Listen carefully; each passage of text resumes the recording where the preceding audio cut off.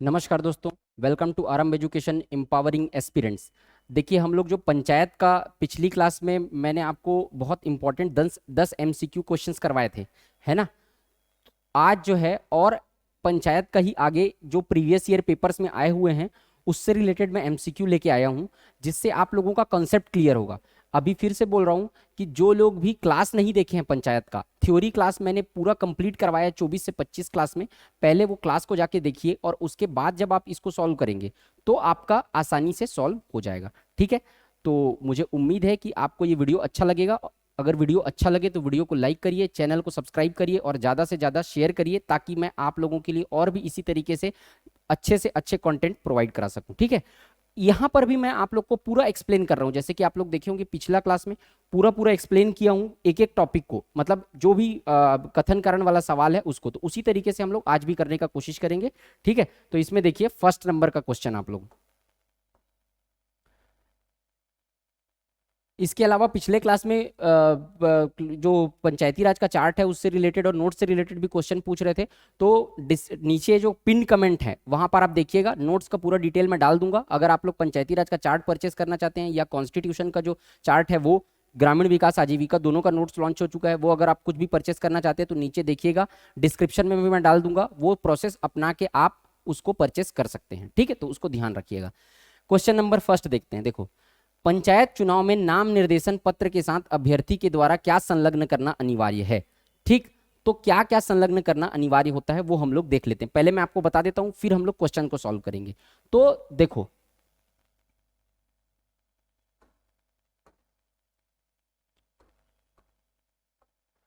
तीन तरीके का उसमें रखना पड़ता है। देखो, यहां पर टेबल बना के मैं आपको बता रहा हूं, यहां से समझना। पंच, सरपंच और जनपद सदस्य, इसको ध्यान से समझना। जनपद सदस्य, ये टेबल के बाद आपका पूरा बन जाएगा, और उसके बाद जिला पंचायत सदस्य। ठीक है, जिला पंचायत सदस्य। ठीक, यहां पर सबसे पहले क्या रहेगा, तीन तरीके का रहता है। क्या क्या?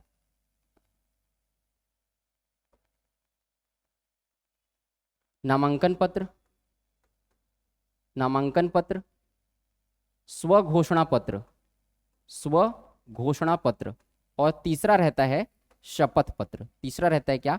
शपथ पत्र। नामांकन पत्र, स्वघोषणा पत्र और शपथ पत्र।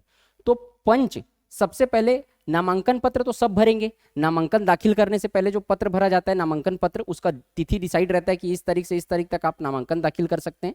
तो नामांकन पत्र तो चारों भरेंगे। तो यहां पर चारों में नामांकन पंच भी भरेगा, सरपंच भी भरेगा, जनपद सदस्य भी भरेगा, जिला पंचायत सदस्य भी भरेगा। ठीक है, उसके बाद आता है स्वघोषणा पत्र और शपथ पत्र। तो पंच जो रहता है वो स्वघोषणा पत्र नहीं भरता, स्वघोषणा पत्र नहीं भरता। सरपंच स्वघोषणा पत्र भरता है, जनपद सदस्य स्वघोषणा पत्र नहीं भरता है, और जिला पंचायत सदस्य स्वघोषणा पत्र नहीं भरता है। ठीक, उसके बाद शपथ पत्र में आते हैं। शपथ पत्र, शपथ पत्र में बेसिकली क्या ये करना पड़ता है। देखिए, स्वघोषणा पत्र में क्या करना पड़ता है, अपना जो ब्यौरा रहता है, अपने संपत्ति का ब्यौरा वगैरह सब देना पड़ता है। और शपथ पत्र में भरना पड़ता है कि वो ऑथराइज्ड करेगा उसको कि मैंने जो जानकारी दी है वो सही है, तो ये शपथ पत्र में रहता है। तो पंच जो है वो शपथ पत्र आपका नहीं भरेगा।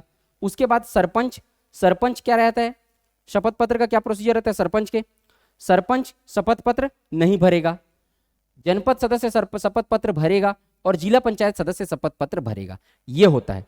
पंच शपथ पत्र नहीं भरेगा, सरपंच नहीं भरेगा, जनपद सदस्य भरेगा, और जिला पंचायत सदस्य भी भरेगा शपथ पत्र। देखो, मैं जब इसको पढ़ा रहा था थ्योरी क्लास में तो भी डाउट आया था कि सरपंच का अपडेट हुआ है कुछ करके। तो हुआ यह है कि पहले सरपंच स्वघोषणा पत्र भरता था, शपथ पत्र नहीं भरता था। अब क्या कर दिया गया है, सरपंच के शपथ पत्र को स्वघोषणा पत्र के साथ संलग्न कर दिया गया है। उसका फॉर्मेट मेरे पास है, आप अगर बोलेंगे तो मैं टेलीग्राम चैनल पे शेयर कर दूंगा। क्या? स्वघोषणा पत्र के साथ शपथ पत्र को संलग्न कर दिया गया। पहले शपथ पत्र नहीं भरता था तो शपथ पत्र को क्या कर दिया गया, अटैच कर दिया गया। किसके साथ? स्वघोषणा पत्र के साथ। केवल सरपंच की बात कर रहा हूं मैं। तो अब स्वघोषणा पत्र और शपथ पत्र सरपंच दोनों भरता है। क्यों? क्योंकि शपथ पत्र का फॉर्मेट स्वघोषणा पत्र के साथ एक साथ अटैच कर दिया गया है।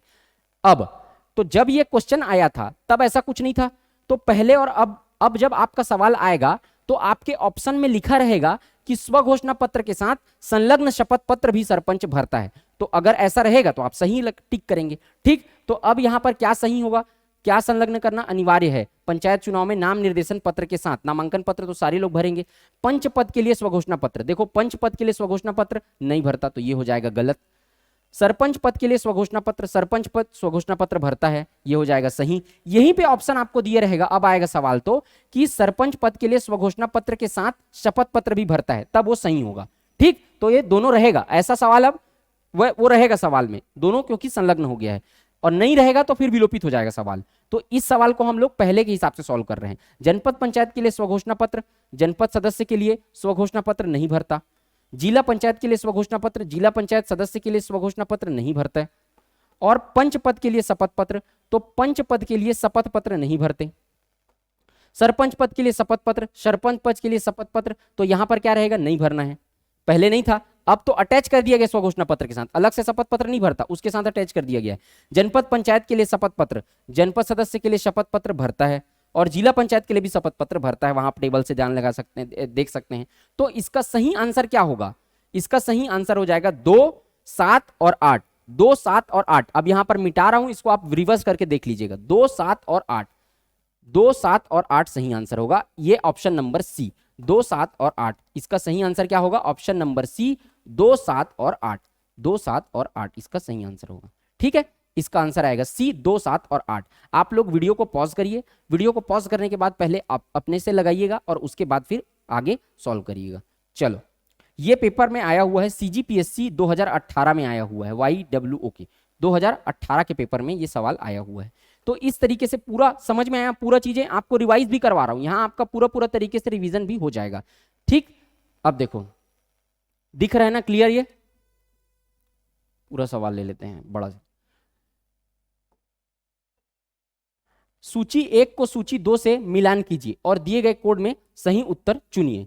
इसको एक दूसरे से मिलान करना है। अब इसमें क्या बोला है, ये पद और उसको कितना जमानत राशि, प्रतिभूति निक्षेप का मतलब होता है क्या, जमानत राशि। क्या, जमानत राशि। अब मैं आपको जमानत राशि के बारे में पूरा बता देता हूं कि किसका जमानत राशि कितना होता है, पहले कितना था और अब कितना है। उसके बाद आप डिसाइड कर लीजिएगा खुद कि ये आंसर क्या होगा। जमानत राशि पूरा देख लेते हैं अपन। ठीक, तो पहले इसको मिटा देते हैं। जमानत राशि देखो, पंच, सरपंच, जनपद अध्यक्ष और जिला अध्यक्ष। ठीक है, जनपद अध्यक्ष और जिला अध्यक्ष। तो पहले कितना रहता था और अब कितना है, तो ये है आपका पहले का टेबल और ये अभी वर्तमान में। तो अभी आपका अपडेटेड भी मैं आपको बता देता हूं, पहले का भी बता देता हूं। पंच का कितना रहता था पहले, 40। सरपंच का कितना रहता था पहले, 200। जनपद सदस्य, जनपद अध्यक्ष का कितना रहता था, 500। और जिला अध्यक्ष का कितना रहता था, 1000। जब ये अपडेट नहीं हुआ था तब पहले का। अब कितना है, सरपंच का है 50, सरपंच नहीं, पंच का है 50, सरपंच का है 1000, जनपद अध्यक्ष का है, जनपद सदस्य का, जनपद सदस्य के लिए सरपंच, जनपद सदस्य और जिला सदस्य। ठीक, तो जनपद सदस्य के लिए कितना है, 2000 और जिला सदस्य के लिए कितना है, 4000। ठीक, कितना है, 4000। ठीक, 1000, 2000, 4000 अभी वर्तमान में। ये किसके लिए है, अभी का अगर देखें तो ये है अनरिजर्व्ड मेल। अनरिजर्व्ड मेल मतलब सामान्य पुरुष जो जाति होती है ना, सामान्य, अनुसूचित जाति, अनुसूचित जनजाति और ओबीसी। तो सामान्य वर्ग का, अगर सामान्य वर्ग का कोई व्यक्ति है और पुरुष है अगर वो, तब इसके लिए रहेगा। बाकी एसटी, एससी, ओबीसी या फीमेल, ठीक है, एसटी, एससी, ओबीसी या फीमेल, इसके लिए क्या हो जाएगा, आधा हो जाएगा। ये जमानत राशि क्या हो जाएगा, आधा हो जाएगा। अनरिजर्व्ड है और मेल है तब क्या रहेगा, इतना ही जमानत राशि जितना लिखा हुआ है। यहां पर से एसटी, एससी, ओबीसी है, मेल फीमेल कुछ भी हो, या फीमेल है और फीमेल अगर जनरल कैटेगरी की भी है तब भी जमानत राशि इसका आधा हो जाएगा। फीमेल अगर जनरल कैटेगरी की है तब भी जमानत राशि आधा हो जाएगा। लेकिन अगर मेल है, कोई मेल है और वो जनरल है, तब क्या होगा, ये राशि है। ठीक, तो समझ गए आप लोग, याद रखना। और मेल है और एसटी है तो आधा, मेल है एससी है तो आधा, फीमेल है तो आधा, ओबीसी है तो आधा, ओबीसी में मेल हो फीमेल हो कुछ भी हो, आधा हो जाएगा।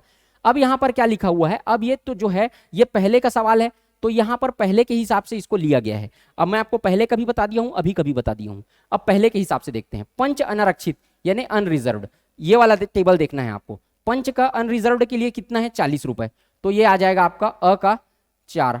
ठीक।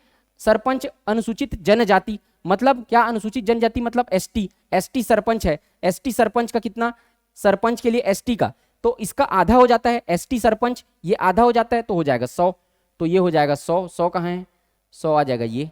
और उसके बाद क्या बोला, जनपद पंचायत अनारक्षित, जनपद पंचायत के सदस्य का अनरिजर्व्ड का, अनरिजर्व्ड का मतलब ये, तो जनपद पंचायत सदस्य अनरिजर्व्ड 500, जनपद पंचायत सदस्य अनरिजर्व्ड 500, तो स हो जाएगा कितना, 3। और उसके बाद जिला पंचायत का अनरिजर्व्ड, जिला पंचायत सदस्य अनरिजर्व्ड, अनरिजर्व्ड का तो ये है 1000, जिला पंचायत अनरिजर्व्ड, तो ये हो जाएगा 1000, मतलब द हो जाएगा 1। ठीक है। और जनपद पंचायत ओबीसी, ओबीसी जनपद पंचायत सदस्य ओबीसी, जनपद पंचायत सदस्य ओबीसी, ओबीसी का कितना हो जाता है, आधा हो जाता है, तो ये हो जाएगा ई का 250। अब मिला लो भाई यहां पर, क्यों, अ5, अ5 कौन सा है, अ4 है ना, अ4, ब5, ब5, ब5, नहीं, अ4 ब5, स3, स3, तो ये हो जाएगा, द1 ये हो जाएगा, और ई2 ये हो जाएगा, तो आंसर आ जाएगा डी, आंसर आ जाएगा डी इसका। और अगर कहीं यहीं पर चेंज कर देता तो ये वाला आप लगा लीजिएगा। अब कंसेप्ट समझ में आ गया ना, आधा कैसे करना है, तो ये आपको देख लीजिएगा आप, ये सवाल बहुत इंपॉर्टेंट है। अब मैं आपको पिछला भी बता दिया, अपडेटेड भी बता दिया, ये टेबल को बना के रख लीजिएगा। और जो मेरे से पंचायती राज का चार्ट जो खरीदे हैं उनके पास तो पिछला पूरा होगा ही, वो तो पूरा मैं टेबल में बना के दिया हूं। उसके साथ साथ नगरीय निकाय का भी मैं उसमें पिछला जो था वो और नया जो था वो सारा मैं वहां पर अटैच करके दिया हूं। फिर भी आपको नगरीय निकाय का भी बता देता हूं। नगरीय निकाय का कितना है, नगरीय निकाय का नगर पंचायत पार्षद, नगर पंचायत, नगर पालिका पार्षद और नगर निगम पार्षद, उसका कितना है, 1000, 2000, 3000। ठीक, अभी वर्तमान में नया वाला। और नगर पंचायत के अध्यक्ष का, नगर पालिका के अध्यक्ष का, नगर निगम के अध्यक्ष, नगर पंचायत के अध्यक्ष का 10,000 है, नगर पालिका के अध्यक्ष का 15,000 है, नगर निगम के अध्यक्ष का 20,000 है। 10, 15, 20 अध्यक्ष में, तीनों स्तर में। और पार्षद अगर 1000, 2000, 3000, याद रखना इसको। चलो, ये सवाल आया था सीजीपीएससी 2018 का सवाल है ये भी। ठीक, अब देखते हैं third number, CGPSC AC forest वाले पेपर में आया था 2017-18 का। ठीक, तो यहां देख लेते हैं क्या आएगा। जिला पंचायत की कृषि समिति में कौन सा विषय सम्मिलित नहीं है। आप लोगों को पूरा मैं कौन कौन सा विषय था सारे बताया हूं, अभी और बता देता हूं एक बार। इसको पॉज करिए और लगाइए सवाल को पहले, उसके बाद फिर आप लोग देखिएगा। जिला पंचायत की कृषि समिति में कौन से विषय सम्मिलित नहीं है, तो देखो कृषि समिति में कौन से विषय सम्मिलित नहीं है। पशुपालन, पशुपालन किसमें आता है, ये तो कृषि समिति के अंतर्गत ही आता है, कृषि समिति के अंतर्गत ही आता है। ठीक है, अभी मैं बता दूंगा आपको कि कृषि समिति में क्या क्या सम्मिलित है। पशुपालन कृषि समिति के अंतर्गत, बाढ़ और सूखा, बाढ़ और सूखा, बाढ़ और सूखा ये शिक्षा समिति के अंतर्गत आता है, ये शिक्षा समिति के अंतर्गत आता है। विद्युत शक्ति, विद्युत शक्ति, विद्युत शक्ति ये संचार एवं संकर्म समिति के अंतर्गत आता है, संचार एवं संकर्म समिति के अंतर्गत आता है। स्वास्थ्य और स्वच्छता ये आता है शिक्षा समिति के अंतर्गत, आपका शिक्षा समिति के अंतर्गत। और समोच्च बंधान ये आता है आपका, समोच्च बंधान ये आता है आपका कृषि समिति के भीतर आता है। ठीक है, जल प्रदाय, जल प्रदाय ये आपका आता है ना, जल प्रदाय, तो ये जल प्रदाय जो है वो आपका है, ये भी संचार समिति के अंतर्गत, संचार।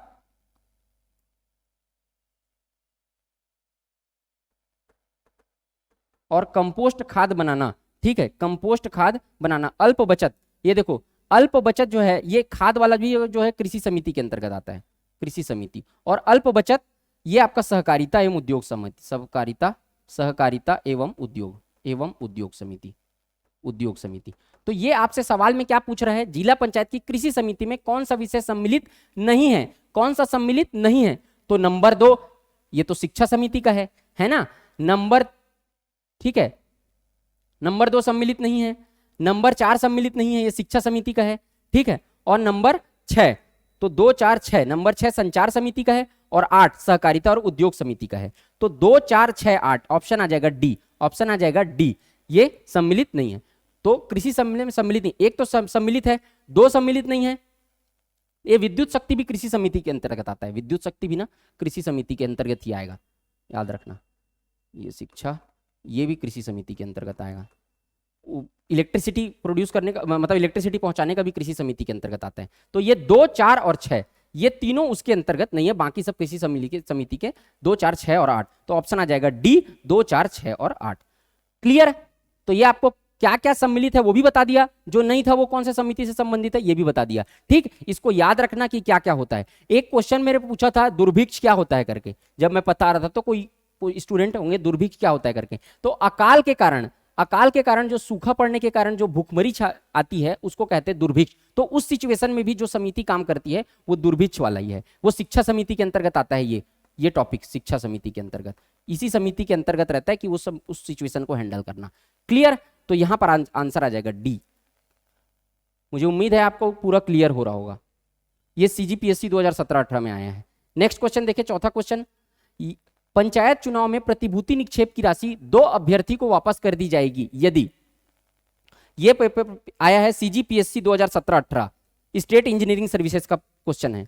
प्रतिभूति निक्षेप का मतलब क्या होता है? जमानत राशि। प्रतिभूति निक्षेप का क्या मतलब होता है? जमानत राशि। जमानत राशि, जमानत राशि क्या चीज होता है पहले ये देख लेते हैं।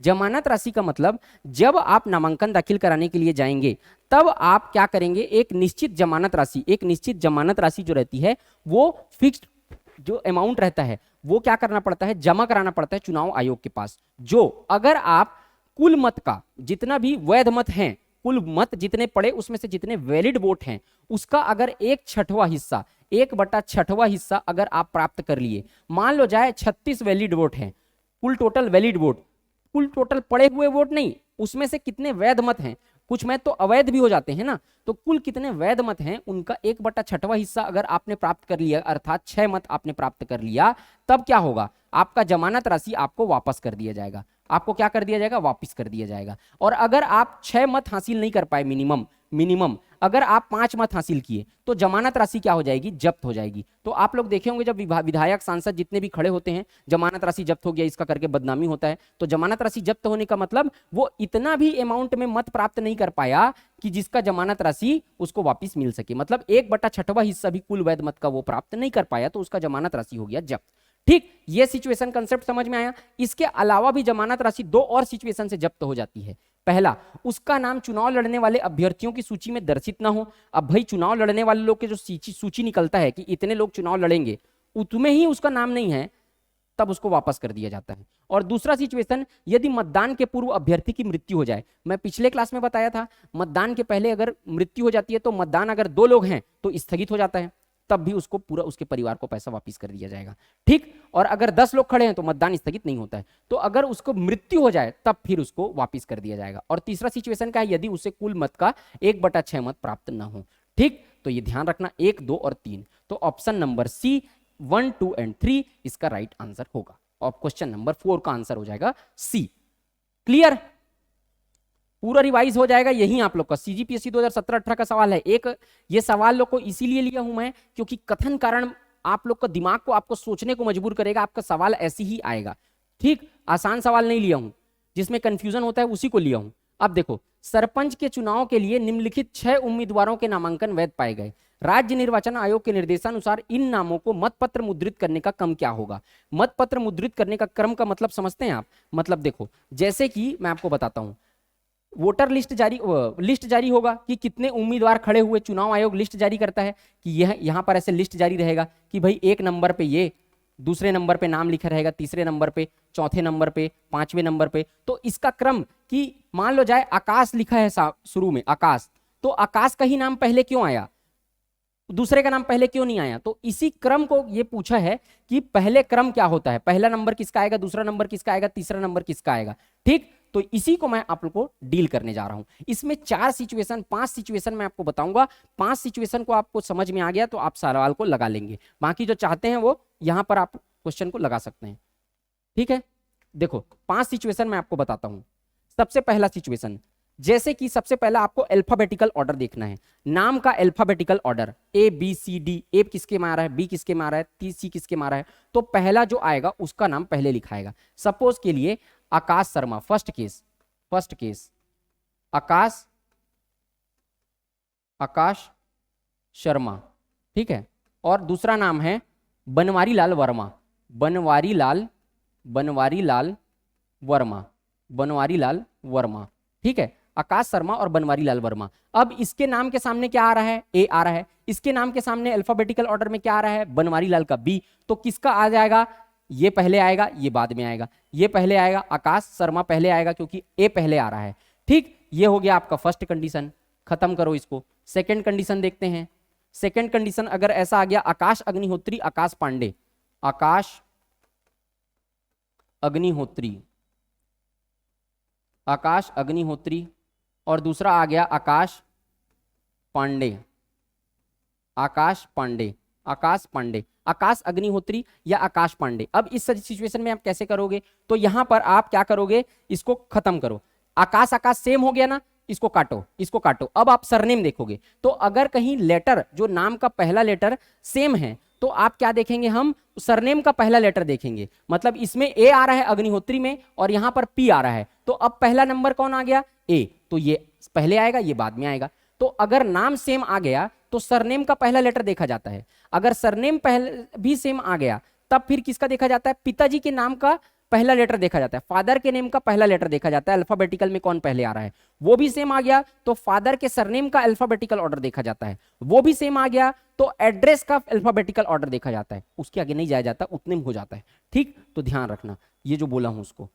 तीसरा कंडीशन क्या रहेगा, और क्या आएगा आपके सामने सिचुएशन, और देखो, कुमार विश्वास। अब अगर कहीं नाम का सरनेम सामने है, बहुत लोग ऐसा लिखते हैं, कुमार विश्वास और कुमार गौरव, क्या है, कुमार विश्वास और कुमार गौरव, ये दो सिचुएशन है। तो अब देखो, कुमार विश्वास और कुमार गौरव, सरनेम सेम हो गया, ये सामने सेम हो गया, इसको काटो। अब यहां पर क्या है, विश्वास, और यहां क्या आ रहा है, गौरव, तो जी पहले आएगा कि वी पहले आएगा, क्या पहले आएगा, जी पहले आएगा। तो कुमार गौरव का नाम पहले आएगा, कुमार विश्वास का नाम बाद में आएगा।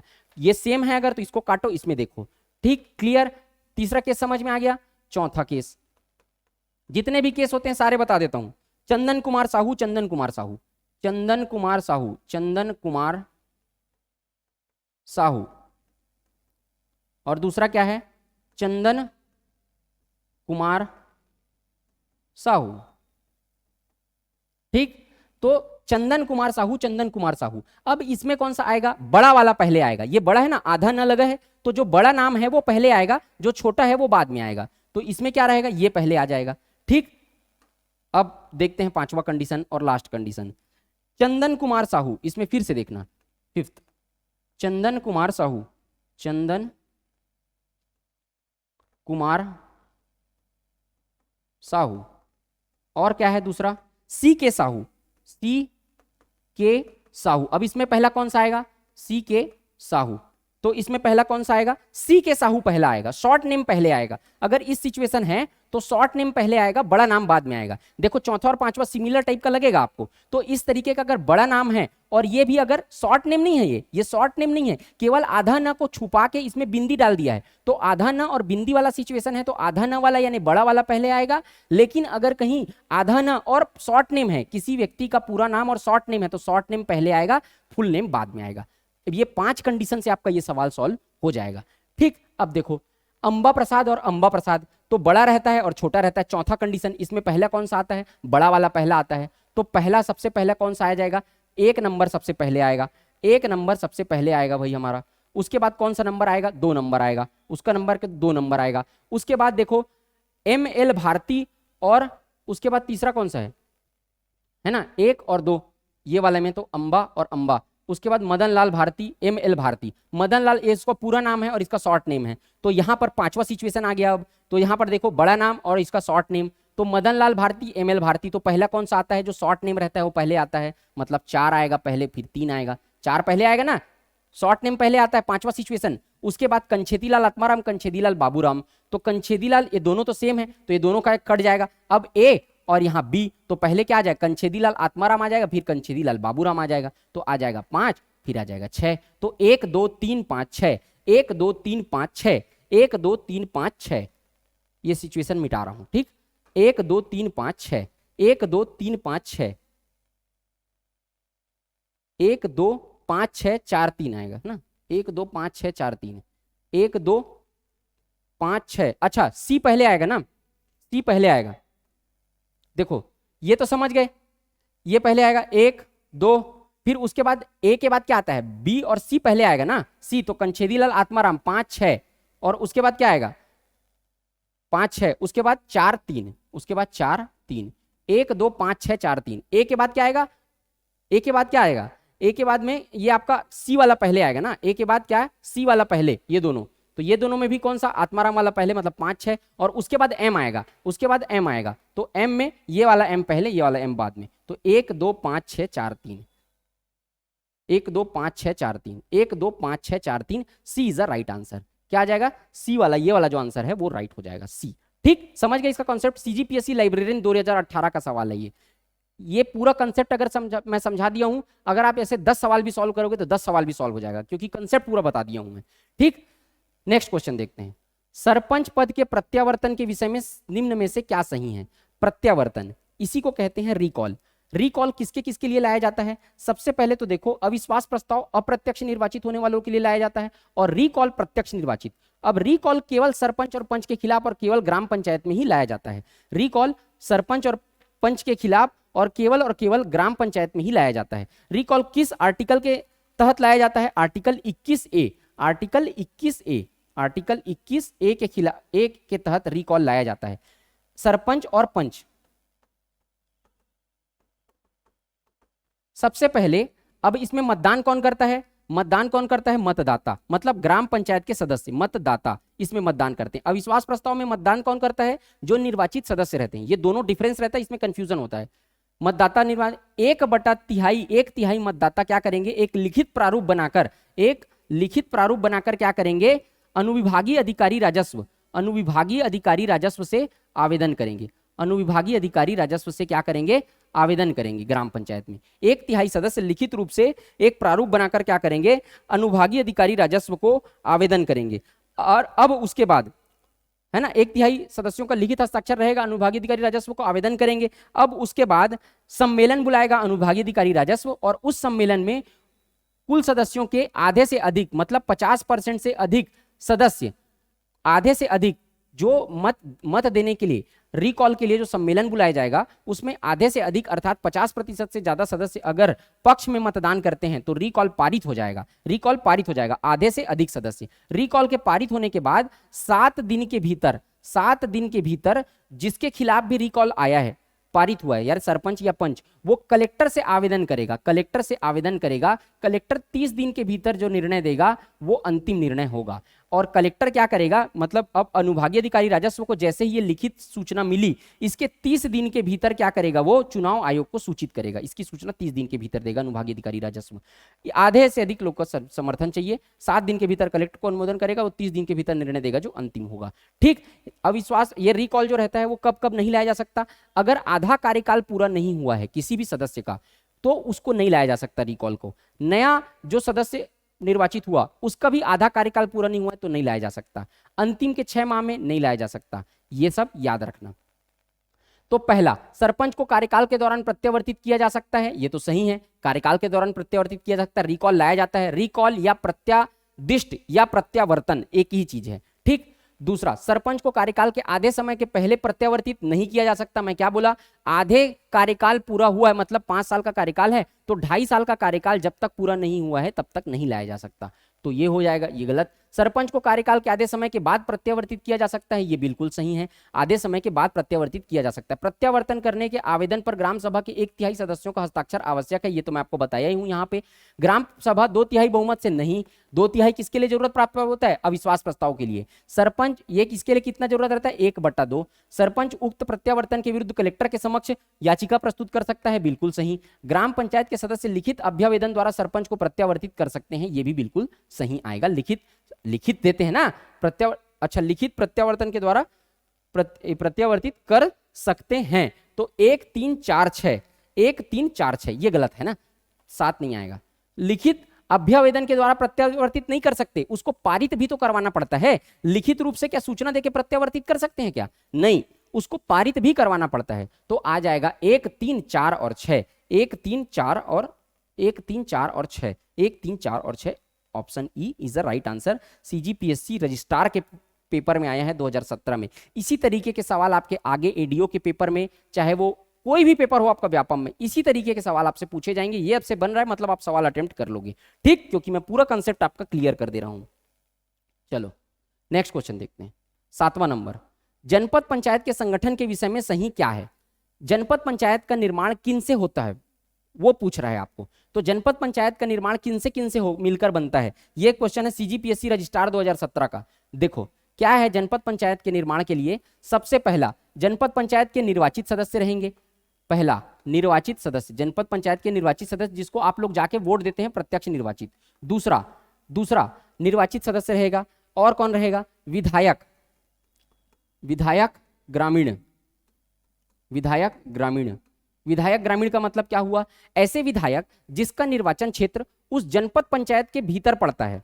क्या बोल रहा हूं, ध्यान से समझना। ऐसे विधायक जिनका निर्वाचन क्षेत्र उस जनपद पंचायत के अंदर पड़ता है, उस जनपद पंचायत के भीतर आता है, और वो निर्वाचन क्षेत्र उसका ग्रामीण निर्वाचन क्षेत्र है, शहरी निर्वाचन क्षेत्र नहीं होना चाहिए। मतलब जैसे दुर्ग है वो नहीं होगा, कोई गांव है, ऐसा निर्वाचन क्षेत्र जो उस जनपद पंचायत के सीमाओं के भीतर आता है और वो पूर्णतः ग्रामीण है, पूर्णतः या अंशतः ग्रामीण है, तो उस के विधायक, उस क्षेत्र के विधायक उस जनपद पंचायत के पदेन सदस्य होंगे। कौन से सदस्य होंगे? पदेन सदस्य होंगे। मतलब उनका चुनाव नहीं होगा, वो पदेन रूप से फिक्स्ड है उनका कि जनपद पंचायत में उनकी सदस्यता रहेगी। क्या लाइट जो है वो बंद है? अभी लाइट ऑफ है इसलिए दिक्कत हो रहा है थोड़ा सा, है ना, मैनेज करके चलिएगा। चलो तीसरा नंबर, विधायक ग्रामीण, और कौन रहेंगे? सरपंच। सरपंच, ग्राम पंचायत के सरपंच 1/5 20% सरपंच ग्राम पंचायत के मतलब जनपद पंचायत के भीतर, जनपद पंचायत इसके भीतर अगर 5 ग्राम पंचायत आ रहे हैं, 1 2 3 4 5, 1 2 3 4 5, 5 ग्राम पंचायत आ रहे हैं इस जनपद पंचायत के भीतर, तो 1 2 3 4 5, तो इस ग्राम पंचायत के 1/5 सरपंच मतलब 20% सरपंच, मतलब ये एक सरपंच जाएगा इधर जनपद पंचायत में 1 साल के लिए, दूसरा दूसरे साल के लिए, तीसरा तीसरे साल के लिए, चौथा चौथे साल के लिए, पांचवा पांचवें साल के लिए, एक साल के लिए। इनका कार्यकाल कितने साल का रहता है? 1 साल। 1 साल में वापिस आ जाएगा, दूसरा में वापिस आ जाएगा, तीसरा साल में वापिस आ जाएगा। एक साल के लिए चक्रीय क्रम में जनपद पंचायत के सदस्य बनते हैं। मतलब उस जनपद पंचायत के भीतर आने वाले सभी ग्राम पंचायतों के सरपंच एक साल के लिए चक्रीय क्रम में जनपद पंचायत के सदस्य बनते हैं। पदेन, क्या? पदेन। तो क्लियर समझ में आया? चक्रीय क्रम का मतलब क्या होता है? 1 साल जाएगा वापिस आ जाएगा, दूसरा साल जाएगा वापिस आ जाएगा। अब कौन सा सरपंच पहले जाएगा उसका निर्णय कलेक्टर लॉटरी निकाल कर लेता है। ठीक, तो ये है आपका तीन तरीके से मिलके, 3 लोगों से मिलके किसका निर्माण होता है? जनपद पंचायत का निर्माण तीन लोगों से मिलकर होता है। क्लियर? इन 3 लोगों से मिलकर जनपद पंचायत का निर्माण होता है। अब यहां पर सॉल्व करो, आपका सॉल्व हो जाएगा भाई। निर्वाचन क्षेत्रों के निर्वाचित सदस्य बिल्कुल सही हैं। राज्य विधानसभा के समस्त ऐसे सदस्य जो ऐसे निर्वाचन क्षेत्रों से पूर्णतः या अंशतः खंड में पड़ते हैं जो निर्वाचित हुए हैं, ये बिल्कुल सही है। अंशतः या पूर्णतः उसके अंतर्गत आते हैं वो लोग तो रहेंगे, वो ग्रामीण होना चाहिए। राज्य विधानसभा का ऐसा सदस्य जिसका निर्वाचन क्षेत्र उस खंड के नगरीय क्षेत्र में पड़ता है, भाई नगरी नहीं है, वो ग्रामीण क्षेत्र में पड़ता है, तब आएगा। ये गलत। जनपद पंचायत क्षेत्र में स्थित समस्त ग्राम पंचायतों के सरपंच नहीं, समस्त ग्राम पंचायतों के सरपंच नहीं, 20% सरपंच मैं बताया हूं ना आपको, तो यहां पर 20% सरपंच वाला ये ऑप्शन सही होगा। जनपद पंचायत क्षेत्र की स्थित समस्त ग्राम पंचायतों की 20% सरपंच। और छठवा, जनपद पंचायत क्षेत्र के स्थित लोकसभा राज्यसभा के सदस्य, इनका कोई काम नहीं रहता है, ये लोकसभा राज्यसभा के सदस्य जिला पंचायत के होते हैं। तो आपका क्या सही हो गया भाई? 1 2 और 5, 1 2 और 5, 1 2 और 5, ऑप्शन नंबर 1 सही, 1 2 और 5। क्लियर? तो आप लोग को पूरा डिटेल में मैं बता रहा हूं, आप लोग को क्लासेस बहुत सारी शेड्यूल्ड है, ऐप पे भी क्लासेस चल रही है, इसलिए क्या हो रहा है थोड़ा सा प्रॉब्लम, लेकिन उसके बाद भी आप लोग का रिदम न टूटे करके मैं आप लोग के लिए क्लास ला रहा हूं। मैं अपनी पूरी जिम्मेदारी और पूरा एफर्ट आप लोग के लिए डाल रहा हूं। आप लोग की भी ये जिम्मेदारी बनती है कि अगर आप लोग इस तरीके के और एमसीक्यू चाहते हैं, मैं एमसीक्यू तभी करवा रहा हूं जब मैंने इसका थ्योरी पूरा पढ़ाया हुआ है। ये चीज और ध्यान रखना, मैं बेवकूफ बनाने वाला काम मेरे को अच्छा नहीं लगता है। ठीक, एमसीक्यू करवा रहा हूं क्योंकि मैंने थ्योरी पूरा कम करवाया हुआ है, इसका ध्यान रखना। तो मैं आपके लिए जब इतना एफर्ट डाल रहा हूं तो आपकी भी ये जिम्मेदारी बनती है कि चैनल को लाइक करें, चैनल को सब्सक्राइब करें और ज़्यादा से ज़्यादा शेयर करें, ताकि हमारा भी मनोबल बढ़ सके। आप लोगों जो कमेंट करेंगे, आप लोग जो लाइक करेंगे, शेयर करेंगे, उसी से हमको एनर्जी मिलती है और हम लोग आपके लिए अच्छा कंटेंट मैं आपके लिए ला सकता हूँ। ठीक है, तो उस चीज़ को ध्यान रखना आप लोग। चलो नेक्स्ट क्वेश्चन देखते हैं, 8वां क्वेश्चन, ग्राम सभा के सदस्य के रूप में कौन पंजीकृत हो सकता है? ग्राम सभा के सदस्य के रूप में देखो क्या होता है, ग्राम पंचायत के भीतर आने वाले सभी ऐसे सदस्य, सभी वयस्क सदस्य जिनका उस ग्राम पंचायत के निर्वाचक नामावली में नाम होगा, वो सारे ग्राम सभा के सदस्य होंगे। लेकिन ग्राम सभा के सदस्य में निर्वाचक नामावली में नाम तो होना चाहिए, लेकिन निर्वाचक नामावली में किनका नाम रहता है? 18 साल से ऊपर उम्र के। कितना? 18 साल से ऊपर उम्र के लोगों का निर्वाचक नामावली में नाम रहता है। तो अब इसमें क्या सही हो जाएगा? समस्त वयस्क पुरुष, समस्त नहीं रहेंगे, जिनका निर्वाचक नामावली में नाम है वही रहेगा, वही रहेंगे, ये नहीं होगा। ठीक है, और क्या? समस्त वयस्क स्त्रियां, ये होंगी क्या? नहीं, ये भी नहीं होंगी। समस्त कैसे हो जाएंगी? जिनका निर्वाचक नामावली नाम है वही। ग्राम में सभी व्यक्ति नहीं हो सकते, बच्चे बूढ़े सब आ जाएंगे, लोग बच्चे लोग भी आ जाएंगे, ये भी नहीं होगा। ग्राम में रहने वाला व्यक्ति जो विधायक विधानसभा निर्वाचक नामावली में पंजीकृत किए जाने के लिए अर्हर है, विधानसभा नामावली में पंजीकृत किए जाने के लिए निर्वाचक नामावली में अर्हर है, 18 साल से ऊपर का है, वो उसका सदस्य होगा। ये वाला आंसर हो जाएगा सही। ठीक, तो ऑप्शन आ जाएगा डी। ये आया हुआ है CGPSC librarian and sport officer 2017 के पेपर में। तो इसमें थोड़ा दिक्कत होता है, इसलिए मैं इसको सवाल को लिया हूं, आप लोग अच्छे से समझिएगा। इसका आंसर आ जाएगा डी। चलो, जनपद पंचायत की शिक्षा समिति के विषय में सही क्या है? शिक्षा समिति, जनपद पंचायत में किस समिति में रिजर्वेशन रहता है? किस समिति में रिजर्वेशन रहता है? केवल एक समिति, शिक्षा समिति में, उसी बस में रिजर्वेशन रहता है। किसको रिजर्वेशन मिलता है? शिक्षा समिति में भी किसको रिजर्वेशन मिलता है? किसको मिलेगा? एक महिला और एक एसटी या एससी, एक एसटी या एससी सदस्य। इसी को, अब ये एसटी एससी, एक डाउट आया था जब मैं इसको पढ़ाया था, तो ये पुरुष और महिला हो सकते हैं कि नहीं? इसकी महिला होना जरूरी नहीं है, पुरुष या महिला दोनों कोई भी हो, एक महिला फिक्स है और एक एसटी या एससी पुरुष या महिला, एक एसटी या एससी सदस्य और एक महिला होनी चाहिए। ठीक, इसके अलावा कोई भी समिति में रिजर्वेशन नहीं है, जनपद जिला दोनों में। इसमें 5 सदस्य होते हैं। जनपद पंचायत की शिक्षा समिति में कितने सदस्य होते हैं? एक समिति में सदस्य की संख्या 5 होती है। ग्राम पंचायत में सदस्यों की संख्या एक समिति में 4 होती है, जिला पंचायत में 3 होती है। तो इसमें 5 सदस्य होते हैं, बिल्कुल सही है। 7 सदस्य होते हैं, नहीं होता है। इसमें कम से कम 2 महिलाएं होती हैं, 2 महिलाएं नहीं होती भाई, एक महिला होती है, ये गलत हो जाएगा। कम से कम एक महिला होती है, सही हो जाएगा। इसमें अनुसूचित जाति और जनजाति का एक सदस्य होता है, एक सदस्य अनुसूचित जाति या जनजाति का होता है, ये सही हो जाएगा। इसमें अनुसूचित जाति का एक सदस्य होता है, सही है, अनुसूचित जाति या जनजाति का एक सदस्य, और इसमें अनुसूचित जनजाति का एक सदस्य होता है, ये भी सही है। तो क्या सही है पूछ रहा है? 1 4 5 6 7, तो इसमें आपका सही हो जाएगा 1 4 और 5, इसमें ये सही नहीं होगा, 6 7, थोड़ा सा ध्यान रखिएगा ना। 1 4 5, 1 4 और 5, देखो इसमें क्या बोल रहा है? अनुसूचित जाति का एक सदस्य, एक अनुसूचित जाति या अनुसूचित जनजाति, इन दोनों में से कोई एक सदस्य होता है। इनमें अनुसूचित जनजाति नहीं, अनुसूचित जाति या जनजाति दोनों में से कोई एक हो सकता है। जनजाति का हो ऐसा जरूरी नहीं है, या जाति का हो ऐसा जरूरी नहीं, दोनों में से कोई भी एक और एक महिला। तो 1 4 और 5, इसका आंसर हो जाएगा डी, 1 4 और 5। ये ऑप्शन क्यों गलत है समझ में आया? अनुसूचित जाति का एक सदस्य होना अनिवार्य नहीं है, जाति जनजाति दोनों का हो सकता है, और वैसी इसमें भी। ठीक, तो ये रिजर्वेशन के बारे में पूरा समझ में आ गया आपको। तो ऑप्शन आ जाएगा डी, 1 4 और 5। चलो, ये assistant director sericulture 2017 CGPSC assistant director sericulture का सवाल है। ये लास्ट क्वेश्चन, ग्राम सभा की किस बैठक में ग्राम पंचायत का बजट पारित किया जाता है? ग्राम सभा की बैठक कब कब होती है? देखो, ग्राम सभा की बैठक के लिए 4 डेट डिसाइड किया गया है, फिक्स है। कौन कौन सा? 23 जनवरी, और उसके बाद आपका 14 अप्रैल, और उसके बाद आपका 20 अगस्त, और उसके बाद 2 अक्टूबर।